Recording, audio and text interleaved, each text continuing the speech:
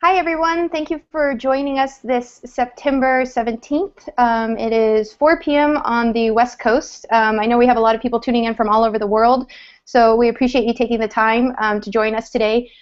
We are going to be talking with a few people today about the Stanford Medicine X Patient Engagement Design course that is going on right now online through the MOOC, the massive online, open online course that we have set up. And today we're going to be discussing defining patient engagement. So all week long, participants in the course have been working on what does defining patient engagement mean.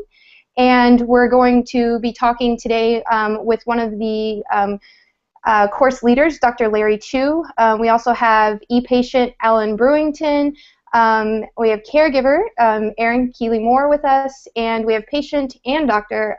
Matthew Dudley with us. So I'm going to go to each one of you and let you introduce yourself just a little bit. So Dr. Chu, I'm going to turn it over to you for just a second and let you say hi to everybody and welcome to the start of these Hangouts. Hi everybody, welcome to the start of these Hangouts. So really, you know, the reason we're doing this, this is a class about engagement. We want to engage with our students online and also to bring other perspectives into the course.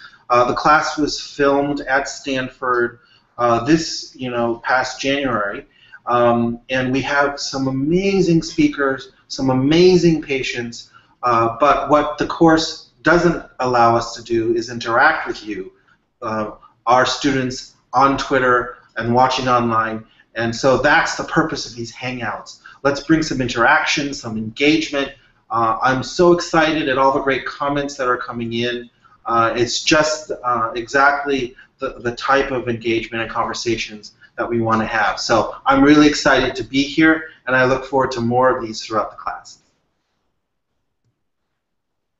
Great, thank you so much, Larry. So as he mentioned, we are going to be also paralleling the conversation on Twitter, which you see behind me here. So I encourage all of you, if you can, either open Twitter or whichever Twitter client that you like to use, and follow us using the hashtag MEDX, M-E-D-X.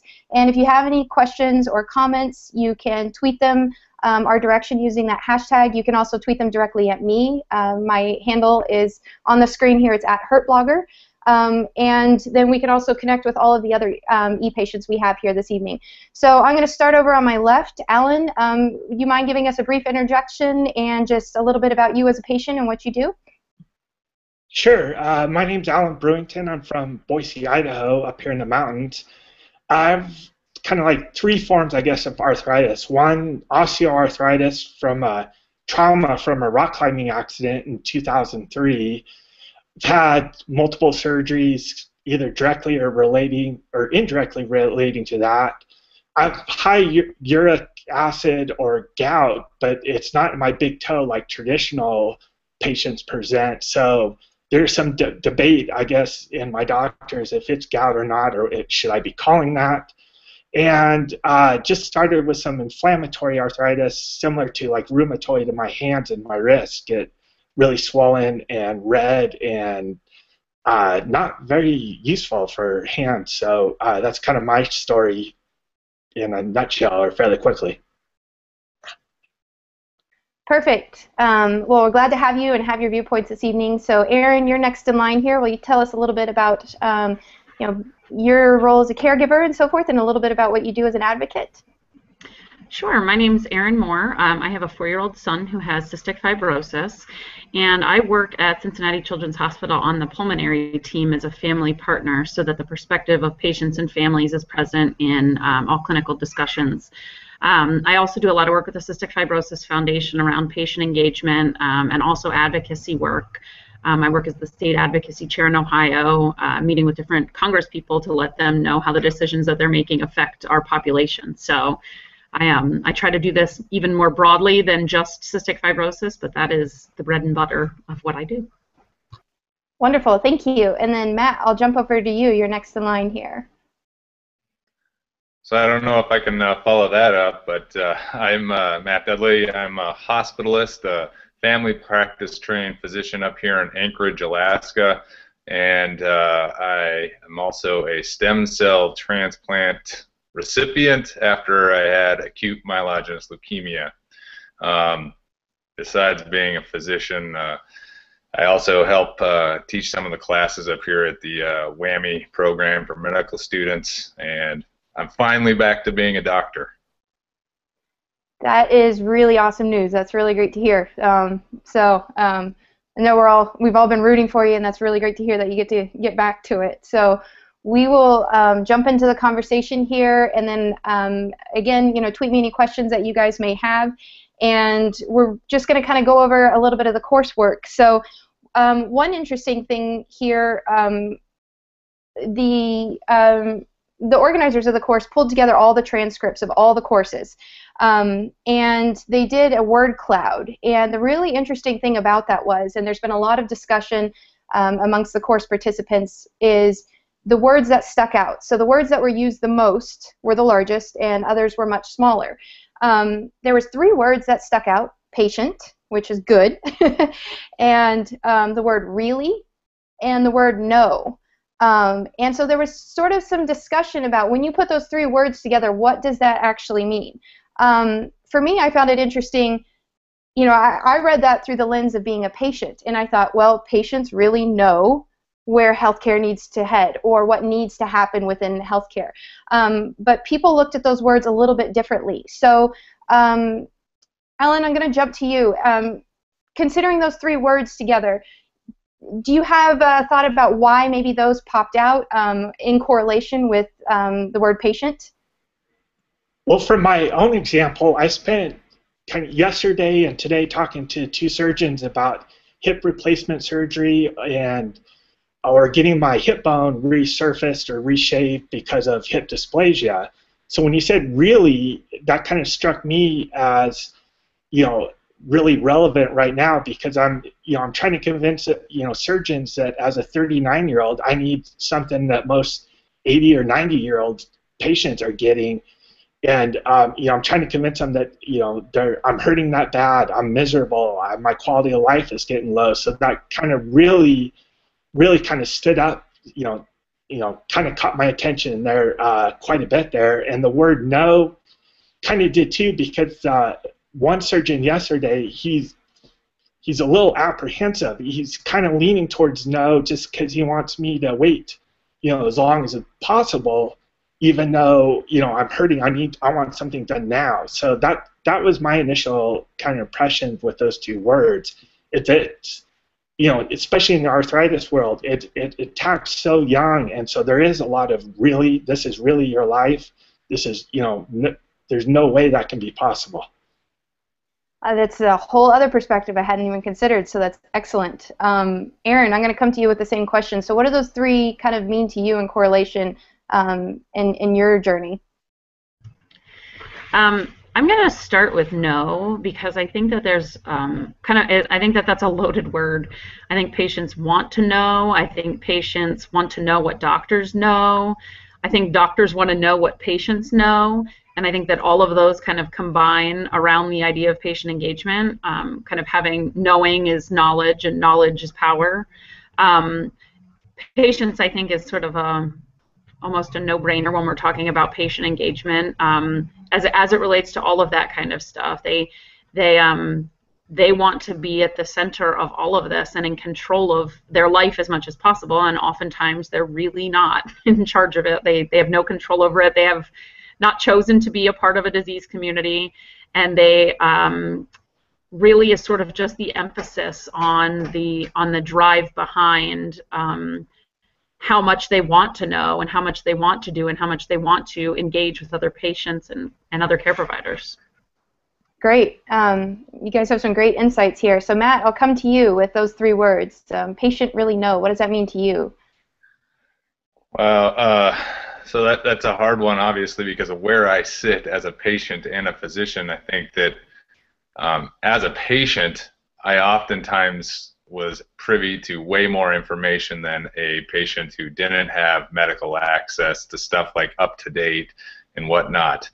I think as physicians, though, we tend to downplay what physicians actually, or what patients actually do understand. I think that it's tough because there's a there's a huge population of people who really do care about their health care. They know what's going on. And yet, so often we get thrown off by the fact that there's a lot of patients who don't care. They want to know, like, what is medicine going to do for me, not what can I do for medicine. And this then taints what physicians see. They decide, look, 50%, maybe more, 60, 70% of people don't care. And then you run into the patients who really do care and who really do know and who voice those opinions, and they kind of get glanced over and lost. And that's what I think is kind of sad. But I think those 3 words are very interesting that they came out. They're all very powerful words too. So. Absolutely. So, Dr. Chu, do you want to take this one? What are those 3 words in correlation mean to you when considering patient engagement and defining it? Well, I will throw it around the other way and say patient engagement is not, the onus for patient engagement is not solely on the patient.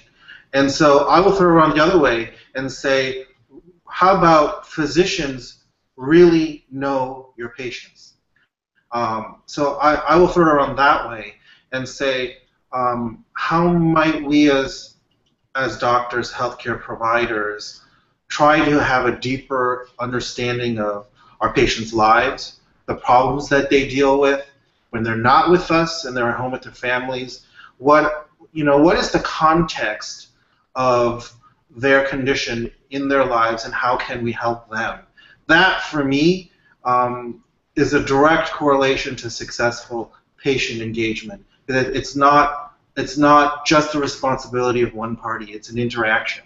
So that's, I'll throw it around that way for you.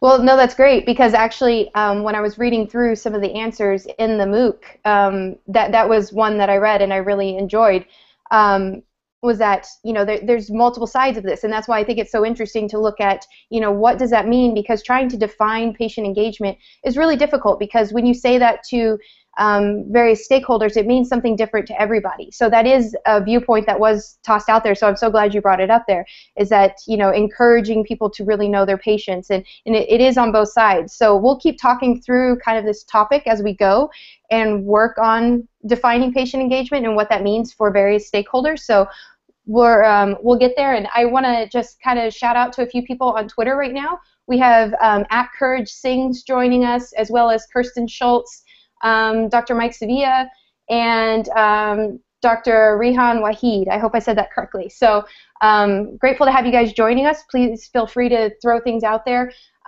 Kirsten, just for instance, she said one of the ways she read it was that patients really know what they're going through and what they need. So really echoing kind of what Alan and our fellow panelists said here. So I'm going to jump to the kind of the flip side of that. So we had the other 3 words that we want to look at is those that were kind of the smallest, and this was brought up by one of the course participants in here, Julia Lord in there, so we appreciate your great comments. The words that were smallest were revenue, payers, and money. So I think it would be interesting to kind of look at this and why those were maybe small, why they don't play into patient engagement as much, when it is something that is brought up with patients a lot. How do I afford my medications? How do I afford, say, the diets I'm on, and so forth? So I'm going to jump to you guys and see if you have any insight there as to why those 3, maybe didn't pop up as much in the overall course transcript. So Alan, we'll head back to you on that. Well, first, I think there's a difference between paying for meds and paying for surgery. I'm in pain. I don't care what it costs. I'll deal with the cost, how to pay for it once the surgeon makes me feel better and gets me back to playing, gets me back to working full time. But paying for meds, that's more of a immediate cost. You don't get that. It's almost easier to register in the head because it's within our own wallets. It's not surgery that's $50,000-$60,000 that it's the same as almost the same as my current mortgage. But $100 bottle of pills, that's more realistic or harder to that affects our day-to-day lives. I think is kind kind of why that's, or why I think there's a difference between the two. And I also think that's why that, those were the smaller words, is because you want to feel better first, and then you worry about the money. The money becomes almost pieces of paper you have to give somebody in order to feel good. It doesn't mean anything because you're hurting, you're tired, you're frustrated. You'll deal with that later. Wonderful. Yeah, and I can echo that very much. Just having been at the pharmacy today, it wasn't even a question that I was going to pay for those medications. That wasn't even, I knew I needed it immediately. And so budgetary-wise, that's just what we needed. And I see Larry has pulled up the word cloud here, so maybe we can have him pull it up to show everybody and transfer over there. And as he's showing it again, it's interesting to see that word that is the largest is no. So we'll see if he can get that pulled up here. But for the moment, I'll jump over. Aaron, do you want to? There we go. There we go. I just wanted to pull it up so that our audience had a frame of reference for kind of what we were talking about. And this graphic was generated automatically from our MOOC course based on the transcript of all the speakers. So again, just a quick frame of reference for the diagram we're talking about in the three largest words as well as the very, very small ones there. Great, I appreciate you pulling that up. Yeah, it's interesting to see the ones that are, kind of on the outlier and so forth. And we've got, some other great ones. Engagement is obviously in there. Patient and patients are both large, so had they been all one word, I think that would have been very, very prominent in there. Behavior as well is something that we're looking at. Of course, we're looking at, this is designing, so we look at certain behaviors that are going to lend to that, as the class moves forward. But really interesting to look at that graphic. So Matt, I see you've got some comments here about some of those smaller words. So I'll let you jump in here next. So I think that's always the toughest thing. This understanding of theoretically what would be great for patient engagement is to never worry about the costs and what goes into a patient having to pay for their procedures or their medicines.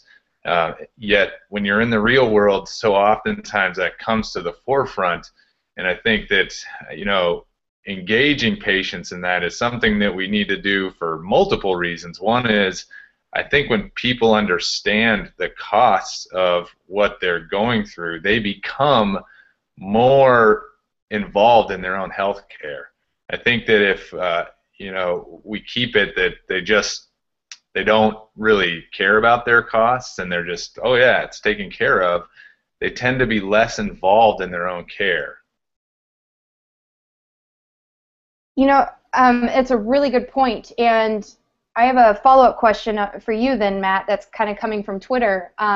We have @ArtJones joining us, and since you're both a patient and a doctor, maybe you can speak to this a little bit. He says, do physicians have time in 7 minutes to really engage and know their patients with the time crunch that they're dealing with? And, I would say the issue is here, and we've been discussing this on Twitter the last couple of days, is that it's a hospital-wide system, those kind of time crunches. It's not about the doctors themselves, would be my feeling. So what can that doctor do in that time crunch, to really get to know their patients? Yeah, I think that brings up two huge points, is that as physicians, you are basically hamstrung that you have to be seeing these patients. If you work in a big group, they want you to be productive, and that's extremely difficult. It does not improve that patient connection. That being said, as a good physician, you really have to find ways to connect with people, which is, where we've kind of talked about recently at MedX, this more social media interaction with your patients. I think that, coming up with ways to connect to people even beyond just the exam room or the hospital room is going to be extremely important in the future. This question is really interesting because as we start the medical school year, we're starting to teach students how to take these histories and physicals, and we want them to do these long extended social histories or history of present illness. but yet you're always in the back of your mind thinking, well, in the future, you're going to have 5-10 minutes to do this whole exam. And it's hard to balance that. And I think that, patients need to continue to be aggressive about, I want your time. And I think that that's the only way that's going to change healthcare in this country. No, I think that's a good way to put it. And I think just by showing, not just to your doctor, but also the hospital system too, that's what's valuable to you as a patient. Because it's not just the doctors that are put in that position. They're dealing with the same set of circumstances that are headed down to whoever may be their boss as well. And I think as patients, we have to remember that it is a team effort, and that there's a larger kind of there's a larger resource there that is sometimes mandating some of those time crunches. So I really like that point about the patients really advocating for it. That's what we need. Erin, I'm going to jump over to you. You had some great points here that I'd like you to share with our community at large here. So. Sure. I mean, I was kind of thinking a little bit. I thought that was all really great that Matt just put forth, and I was thinking about how it relates back to the payer kind of the smaller words in the word grid, and I thought that they were a little surprising that they were so small in the grid because they play such a large role, and I wonder if it was because people aren't aware of the role that they play and how we could change that to make in-clinic time more productive. So, how could we get patients involved in conversations with payers to do something like, say, change clinical endpoints, so that we're not wasting so much time going back and forth trying to decide what drug we might need or how we might need to get access to it. So engagement at those levels, at very different levels than we're thinking point of care, but engagement in spaces that influence or have an effect on point of care. If we change those, how does it influence the interaction that happens in the exam room? No, those are very good points, and is a great point, for patient advocates looking for, where can I make the most difference, and where can I really change some things that are important to me, because I think sometimes we don't know, but addressing different areas of the healthcare system are really what's going to change and move things forward. I know, Dr. Chu, you had some comments here, and as far as limited time with doctors and patients. So. Yeah, well, I think part of the reason why payer revenue and money were probably the smallest words on that cloud is because it's this unspoken unspoken curriculum that we never learned in medical school. Cost transparency. For us as physicians to understand what we're charging, for patients to understand the role they play in the system. My dog was sick recently, and I took her to the dog doctor, and we went to the vet clinic, and Molly had an exam, and a diagnosis was made, a treatment plan was outlined, and then the vet tech came in the room and said, and here is the breakdown of charges. This is what you can expect to pay. Here's a low estimate. Here's a high estimate. And then the vet came back in the room, and we made a decision together on what we were going to do, what was best for Molly. And also, it was a very transparent discussion about costs and how much I would be out of pocket and what insurance would pay. And it was a very natural discussion for me to have. I don't know why we can do that for our beloved pets, but we can't do that for our loved ones in a hospital. But I think that's also part of what Medicine X wants to do, is to talk about having a change in the culture of medicine where it's okay to talk about these things. And then as far as the limited time goes, that's a system thing. And so I don't have an easy answer for how to give doctors more time in their day. What I can say is, just myself being affected by the conference and the speakers that we have, I consciously now make it an effort and actually people in the room with me get a little uncomfortable. But for the first 30 seconds when I say hi to a patient and they start telling me their problems, I listen. I don't say anything. I smile. I definitely let them know I'm receiving information, but they're so used to being interrupted by doctors that they actually think I'm weird, that I'm actually listening to them. But Daniel Seal talks about just feeling felt, that another human being is hearing you and listening to your problems. Certainly that's something anybody can do within the context of their practice. Being better listeners obviously is important. And Lindsay talked about how at the Stanford Coordinated Care Clinic, they actually have non-clinician, I forgot the term she used, but essentially they stay with the patient from when they're in the waiting room through the clinic visit. At the end, their whole job is really to provide continuity of care so that the patient's questions are answered, that they can make the most of the time of the visit with the doctor, and afterwards they're the ones who are also helping to coordinate the follow-up questions by email and telephone. So there are models out there that try to get the most out of the limited time, but I won't pretend that I have the answer. But I can bring up some things that I'm trying to do in my practice.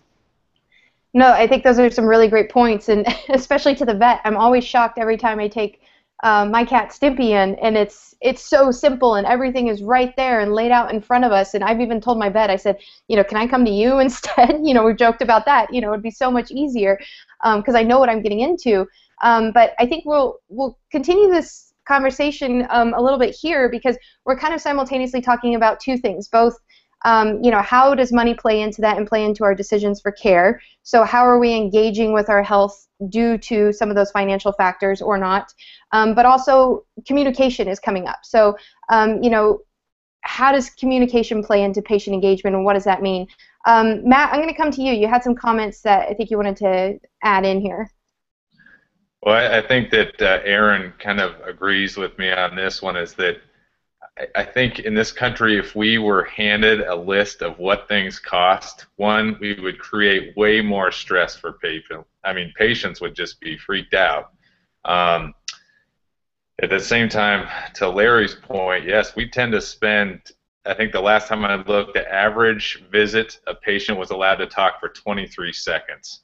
So, I commend Dr. Chu. He's already beating the odds by listening for 30 seconds. And I think that to get patients involved, yes, we have to take that time.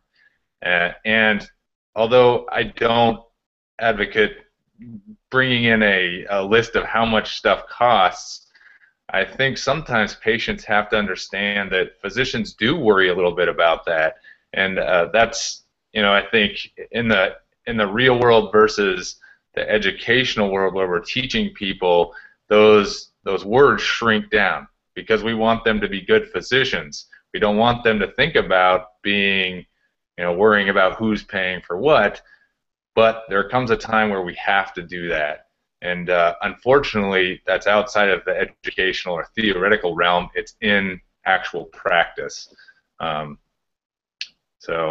and I think you bring up good points. It's being cognizant on both sides of what that money means. And Aaron, I'll go to you in just a second, but just some of my own experiences, even just yesterday at my rheumatologist.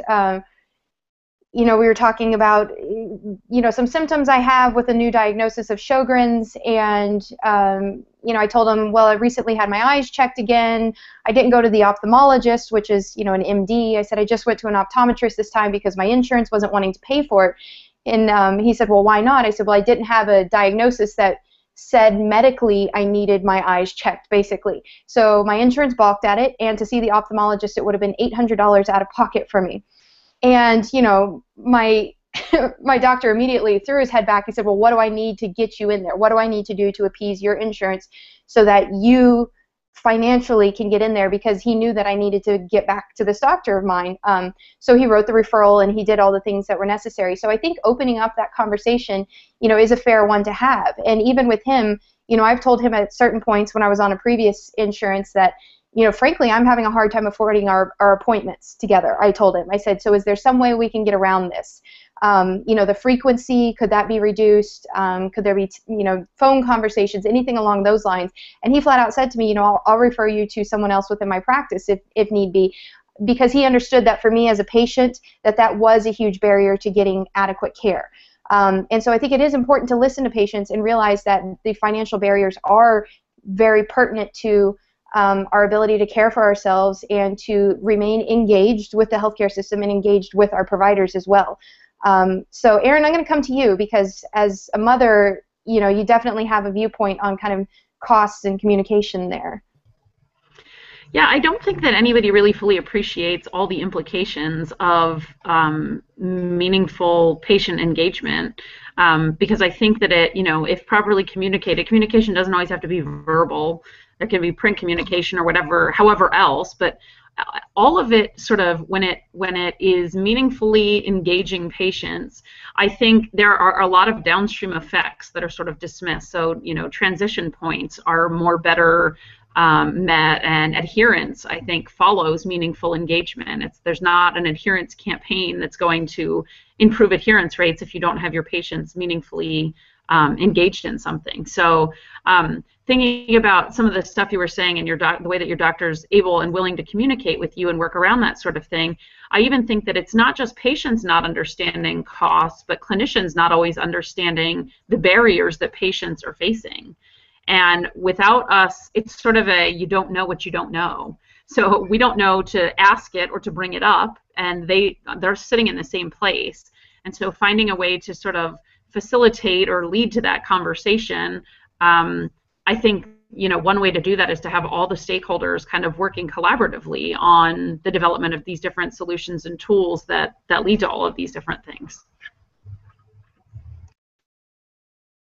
Forgetting to unmute myself there. Absolutely, and I think we're seeing some conversation on Twitter here too, is that yes, we would love to see the breakdown of it, but I think all the panelists here are echoing that as well. But at the same time, sometimes you just don't want to see it as well. So I think it's important for our providers to know when and when not to have that conversation, and that goes back to getting to know your patient, being engaged with them, because sometimes I do need to know what those costs are.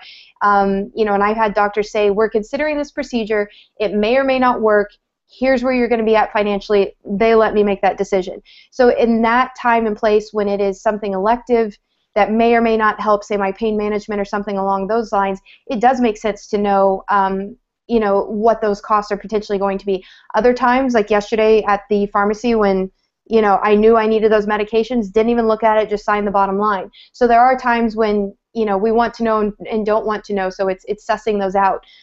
So Larry, or Dr. Chu, I'm going to come to you and let you talk a little bit about stewardship and so forth, and responsibility of the entire team there. So. Well, and the analogy I'll make is at MedX on the patient safety panel, Meredith Hurston spoke about the role that patients can play in reducing harm and improving patient safety. That when a nurse comes and gives you a medication, it's all right for you to ask, what medication are you giving me? Have you scanned my bracelet? Have you confirmed this medication is what I should be getting? That it really is a two-way street. It's not just on the nurse to know what patient she's giving the medication to, but the patient to cross-check. And so in that way, I'll do kind of, I'll make an argument, an idealistic argument for all stakeholders knowing the cost of things as a way of just being good stewards of the limited resources that we have. And cost should not be obviously the primary driver of important healthcare decisions, but it should be something that we all at least know about and understand. An example, I was talking about how my dog was sick, and I took her into the vet, and I got the whole breakdown of the bill, and that breakdown of cost transparency actually changed our conversation. On the bill, it showed, that they were going to do an abdominal ultrasound, and I can't remember how much it cost. I'll make up a number, $600. And also they plan to do a CT scan for $2,800. So I asked the question, why are we doing the abdominal ultrasound?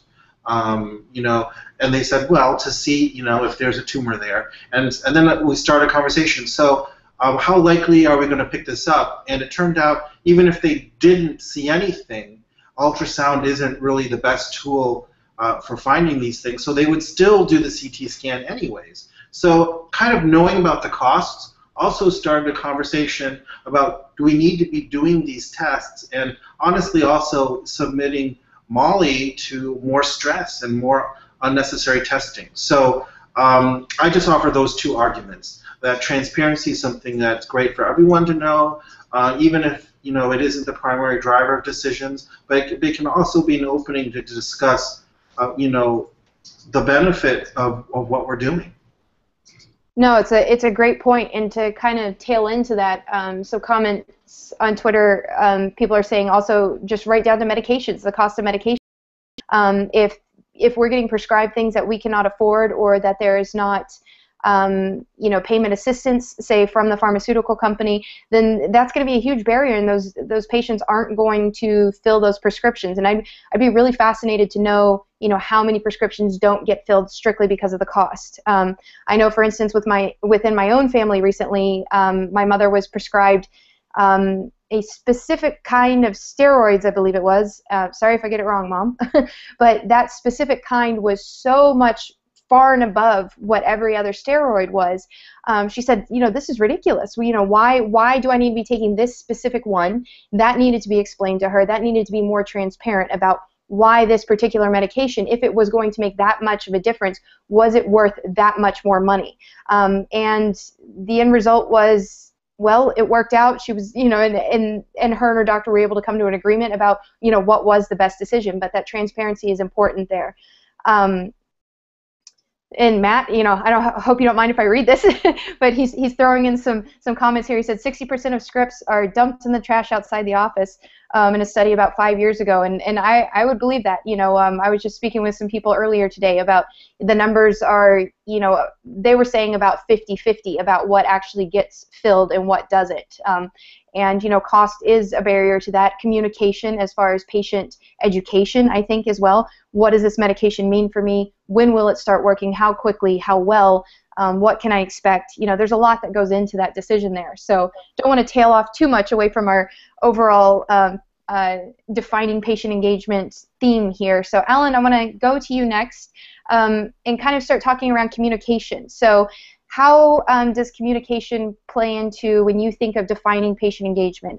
You know, what sort of communication have you had with your providers or, say, other people at large in the healthcare community, and what does that mean for you?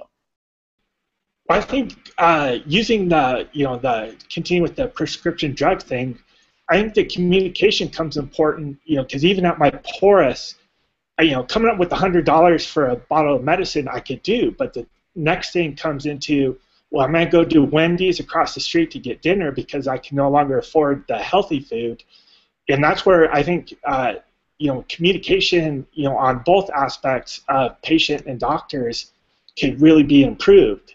But on the flip side, too, communication, I found when I fell and I had no health insurance, that, you know, going to the doctor and just saying, hey, I need help here, I don't have any health insurance, that the doctors, you know, especially my surgeons, were amazing at finding ways to, you know, work with me around costs, talking to me, okay, well, you know, you're active, you know how to take care of yourself. Usually I would say, you know, tell somebody in your condition, physical therapy for a month, but if you want to only do it for a week and a half, I understand.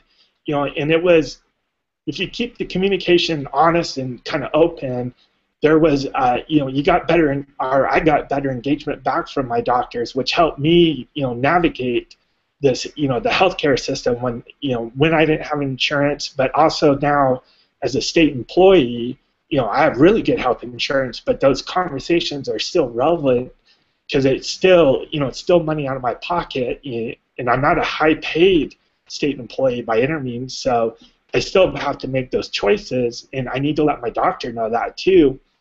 Okay, I can take this expensive drug, but now I can't go buy my organic apples. I have to go find my apples that are, you know, bathed in pesticides and all that kind of stuff. So is there a compromise? Is there, you know, something we can do working within my insurance, working within the system? Any tricks, you know, tricks? So, communication is huge, especially, if you don't come out from a defensive point of view. Just simply asking for help, the healthcare system might be bloated, but there are a lot of individuals there that know how to help patients if you treat them right. No, those are some really wonderful points, and I think kind of looking at communication, what that means on so many different levels, and how that plays into patient engagement.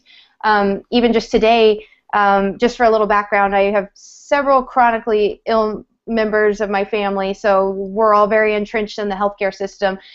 So I asked my brother earlier, I said, what does patient engagement mean to you?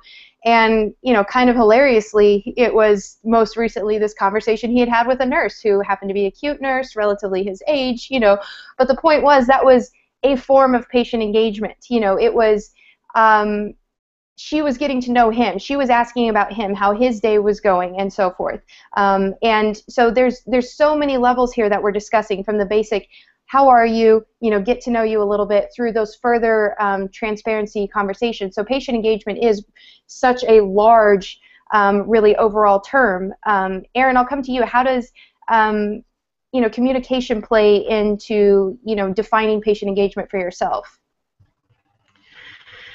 I think there's a lot of different ways to think about that communication, and one of them is letting people know that they sort of have the opportunity to communicate with their doctors. So like Dr. Chu is saying, listening to patients, making them aware that you have the right, and you should exercise it, to speak up and tell people what's going on and actually communicate with them. I think that there's a lot of assumptions that patients make about clinicians and clinicians make about patients, and everybody makes about payers and everything else. But when we think about sort of the stigma that's associated with adherence, when we say 60% of scripts are thrown in the trash outside of the clinic, some medical organizations are using pharmacy refill data as a measurement of adherence. And I don't think that adherence should be patients sticking to what the doctor tells them to do if they don't agree with it. I think it should be a well-communicated and laid out plan that both parties agree to.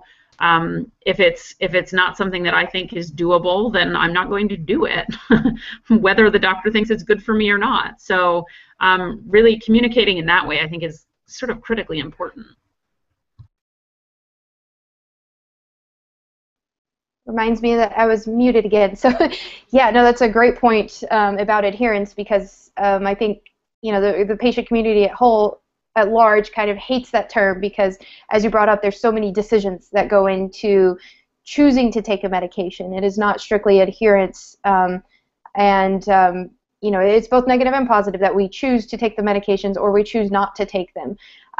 So Larry, I'm going to come to you. Do you have that graphic pulled up? I think he has a graphic from class that he wanted to show everybody. And then I'll let you chat a little bit about communication and so forth. So. Oh boy, Hangout's giving me trouble here. Is it? But I'll read it to you. It's from Okay. a course website, and I think it builds on Erin's point, and I'll read it to you. It's our Padlet, which allows our students to pin different comments to a board, and it says here, patient engagement is not about compliance, subservience to providers, or blindly doing as you are told. Sometimes non-compliance is the best decision.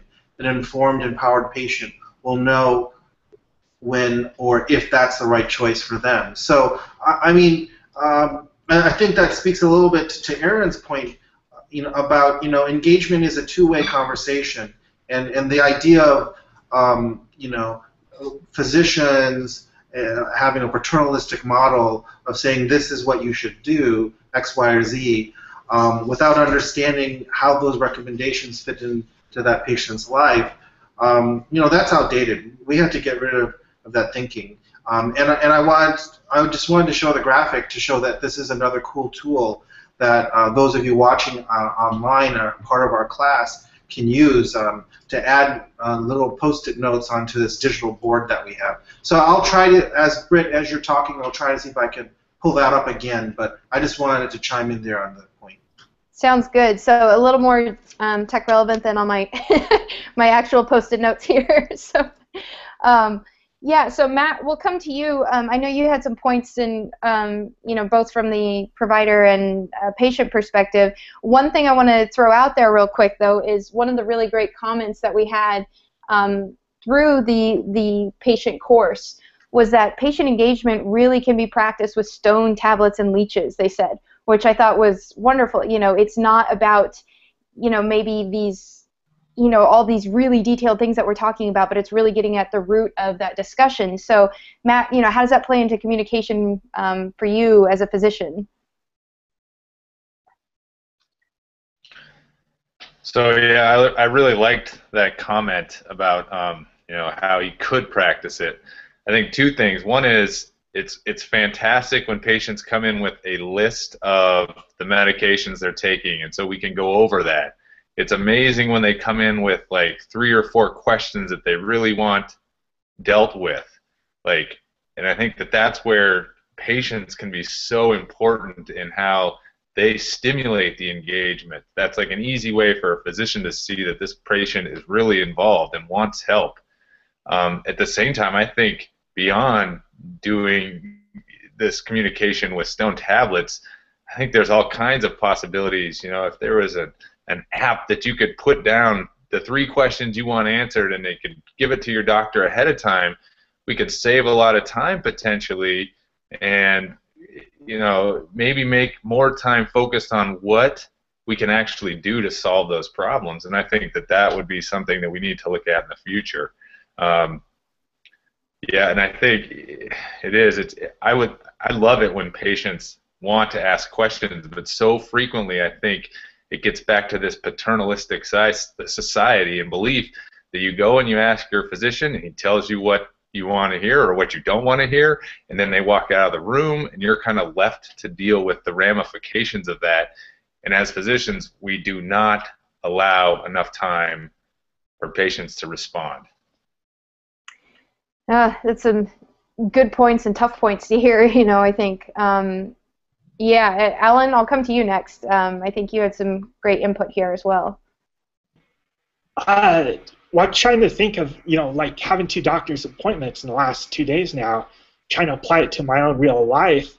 And the one today, I forcefully said, okay, I want to hurt less and ski by January, what I wanted to do.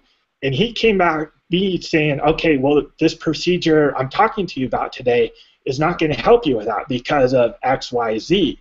And I thought that was, looking back at it now, based in kind of on this conversation, was kind of interesting. You don't see that very often, or not enough, that's for sure. Me telling, me saying, okay, I want to be able to do this because this is what I call good quality of life.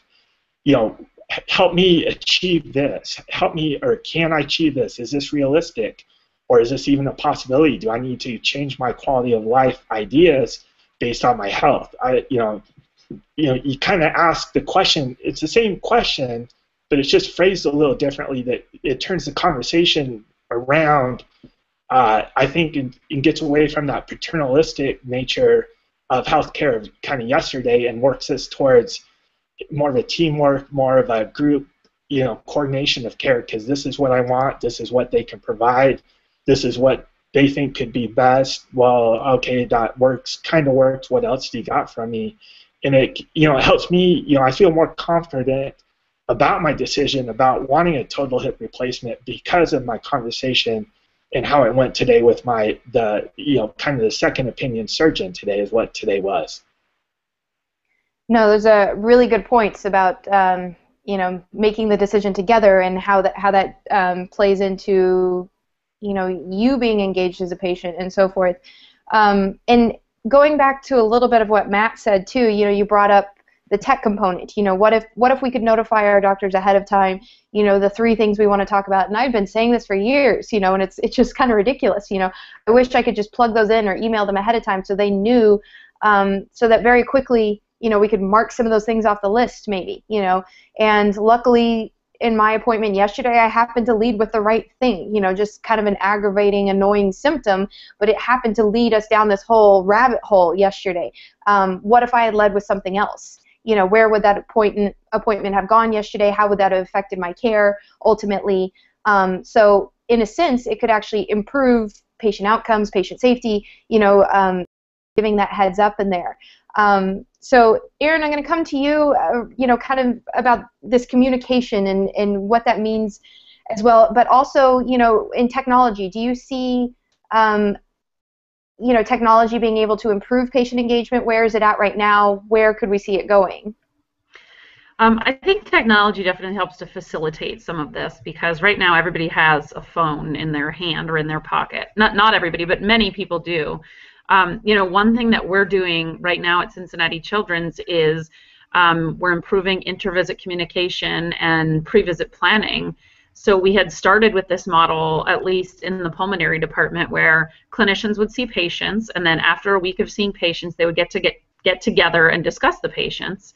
And then they had this sort of aha moment, and they said, well, why don't we talk about the patients that we're going to see in the upcoming week instead of seeing them after the fact and talking about what's wrong with them, talk about what we want to talk about them with.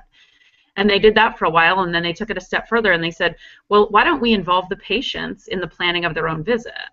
And so now we have pre-visit planning tools that are pushed out to patients 2 weeks before their visit to let them help set the agenda for what they want their visit to be when it comes up. And we have found that it is incredibly time-saving. Patients are coming to clinic with far more information and knowledge about what's going on in their lives because they had to think about it a little bit before the actual clinical encounter. And then they're not only keeping it to themselves, but they're engaging other people in their community about it. So I have an upcoming visit. What do you guys think I should talk to my doctor about? And, talking on Smart Patients or on Facebook or wherever about different stuff that's going on. And it's gotten people really engaged in their care, giving them a better understanding of everything that's going on. And we're starting to see everything shift a little bit. So there's less of a drop-off at different transition points. There's better adherence to kind of recommended therapies that are standard kind of across the disease. But it's really, I think it's really, the point is that such a simple solution, instead of talking about patients, what we want to do for patients, talk with patients about what we want to do together to change your health. And it's really kind of shifted the whole system a little bit for us. No, that I'm jealous, honestly, hearing that. And kind of following up to that, we have a couple more people joining us online. We have Annette McKinnon, who is one of our ePatient delegates this year at Medicine X. And as Matt reminded me, she had these wonderful cards that she developed in one of the design challenges. It was a simple, bring these cards to your doctor to, kind of facilitate the conversation. And it was, did I get it right? Thumbs up, thumbs down kind of thing, and basically, essentially raising a hand saying, I want to talk kind of thing, or, these are the things I want to bring up. So, apparently the credit goes to Dr. Chu, so we'll throw that out to him for reminding us of that. So Annette, I know you're watching, so maybe you could retweet that out so everybody else could see what you developed. A picture of that would be really great. We also have a question coming in from @SC Global Group. They're asking why most patients don't have an app that enables such communication that we mentioned.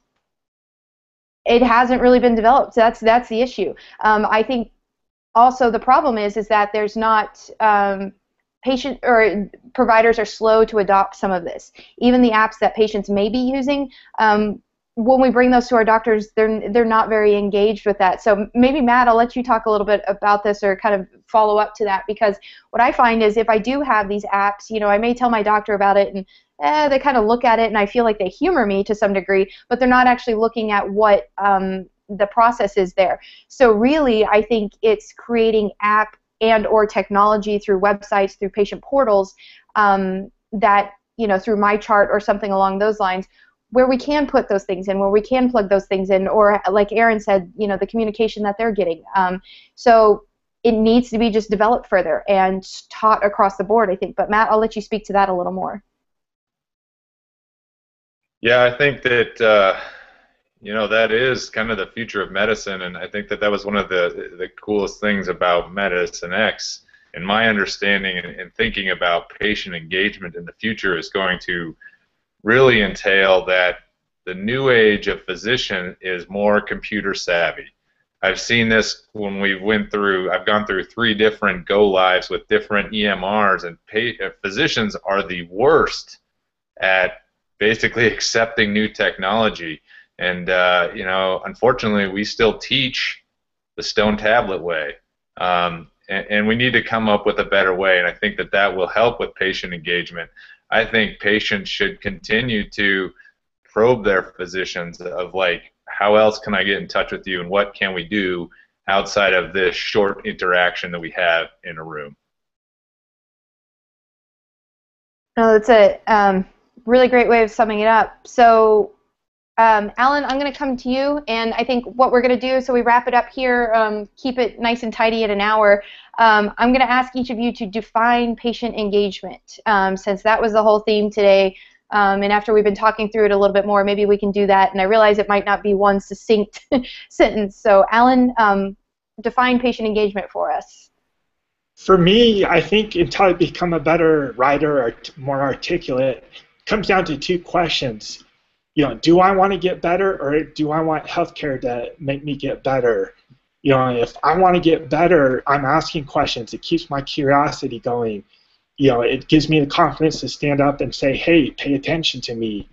Help me achieve what I want to, versus saying if I want healthcare to do it just on their own, I give that responsibility to them, and I lose a lot of control over my own health.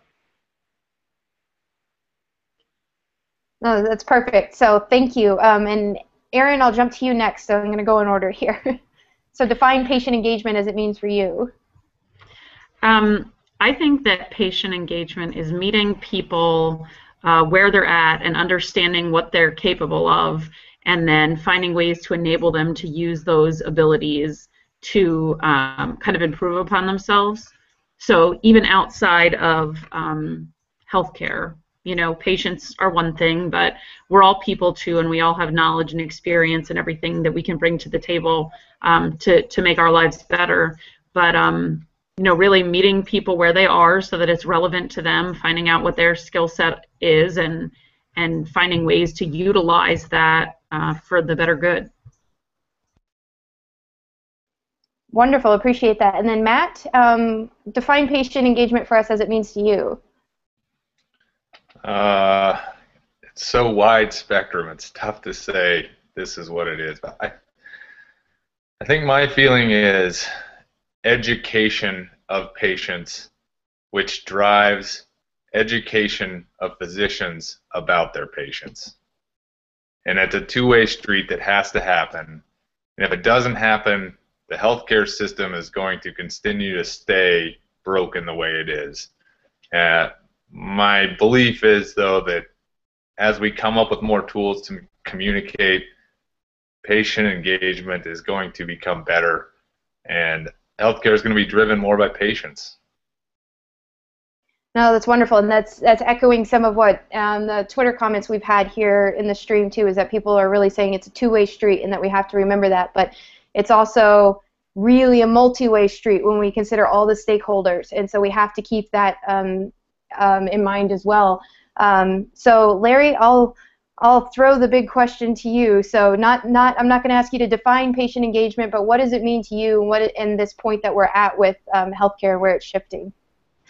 So, we use the term patient engagement. We were trying to find a name for this class, and, it was the big buzzword, all right? Leonard Kish came up with that term.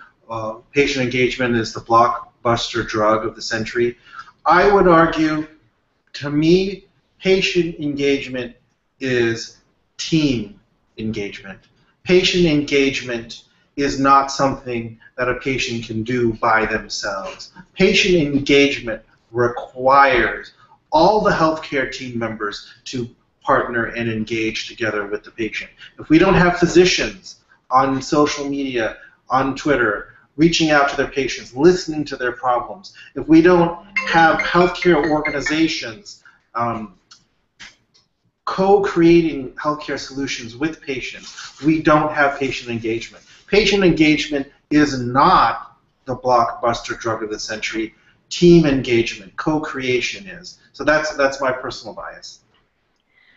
I don't know if I can follow that at all, Larry. That was perfect. So, I mean, that's exactly what I was going to say. I can't throw it out there. Well, not exactly. You said it so eloquently. So, but you know, I can't throw it out there to you guys and not attempt to, you know, define it for myself. And for me, it really is that team aspect. It's working with my providers. It's knowing that patient engagement is not something that just I do. It's something that my doctor and I can do together. It's something that, you know, my team can do with me and encourage me to do, and I can encourage them vice versa. So it really is that kind of flow of information, I think, is the best way that, you know, I could sum it up for myself. So I wanted to thank all of our wonderful panelists. If you're on Twitter, you know, you can follow up. We've got some great conversation on the MedX hashtag. You can find all of our panelists. We've got Alan Brewington on there you know what? I'm going to jump to you guys and let you tell everybody where you can find them so that they can follow up and keep learning more from you guys. So, Alan, where can everybody find you? On Twitter at ABREW3010 or my website at paintalks.com. Wonderful. So, Erin, where can people follow you? I am on Twitter at eKeeleyMoore, and I also blog at 66roses.com. Great. And Matt, where can people follow up with you? So I blog on WordPress at Living with Leukemia. You can also check out my Caring Bridge from last year, and I'm on Twitter at DudleyHUHS at twitter.com. Wonderful. And Larry, I think we can find you multiple places. Yes, you can find me on Twitter at Stanford MedX, or oh, here we go, right down here on my lower thirds, at Larry Chu on Twitter, or you know, find me on these Hangouts. I'm always here. Wonderful. Well, thank you so much, everyone. And again, I'm Britt Johnson. I blog at thehurtblogger.com, and also my Twitter handle, same. There we go, right there. At HurtBlogger is usually the best place to find me. So we'd love to keep this conversation going with you. I think, as you could tell, all the panelists, we could keep talking around this topic all night, but we're going to wrap it up here. And I really want to thank you guys for devoting your time to helping the conversation and helping also the course participants in the MOOC. So you can join us each week. They will be Wednesdays. We will be following up each course and discussing, you know, what we learned the previous week. So we hope to see more of you each week. So Wednesdays at 4 p.m. Pacific Standard Time. So we'll keep sending those invites out, and we hope to see you over the next following weeks as the course progresses. So thank you so much, everybody, and see you on Twitter and elsewhere. So.